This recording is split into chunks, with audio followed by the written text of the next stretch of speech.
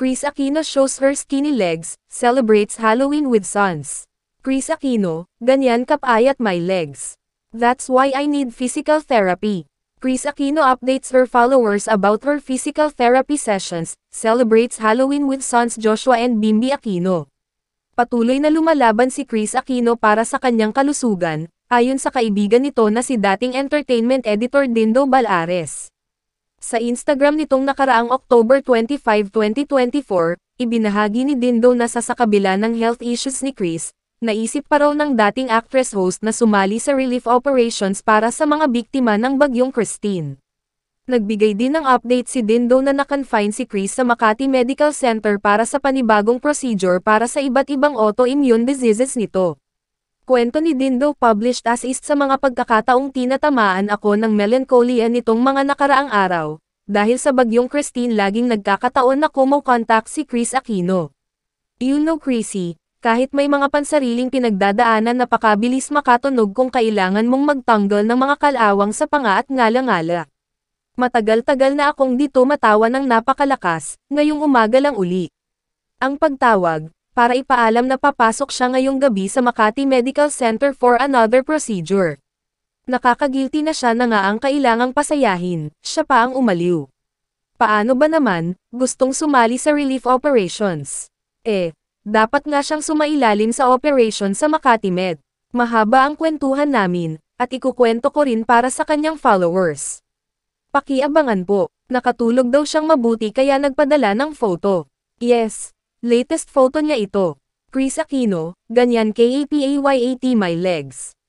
Sa isa pang update ni Dindo kay Kris, ipinakita nito ang latest picture ni Kris. Saad ni Dindo, maraming pagkakataon na iniiyak na lang ni Kris Aquino ang sobrang sakit na nararanasan. Pero sabi niya ilang oras bago sumailalim sa bagong procedure sa Makati Medical Center kahapon, #tuloy ang laban. Kalakip ng post ang larawan ni Kris hawak-hawak ang isang walker. May nakasalutan dito na caption mula raw kay Kris na nagsabing, ganyan kapayat my legs. That's why I need physical therapy. And I'm 87 pounds, Kuya Dindo. Kris Aquino celebrates Halloween with Joshua, Bimby. Sa bagong post ni Dindo ngayong araw, November 1, 2024, sinabi niyang nakalabas na ng ospital si Kris. Balita nito published as is I will definitely he back Kris. Para sa media friends na nangungumusta kung nakalabas na sa Makati Medical Center si Kris, yes po.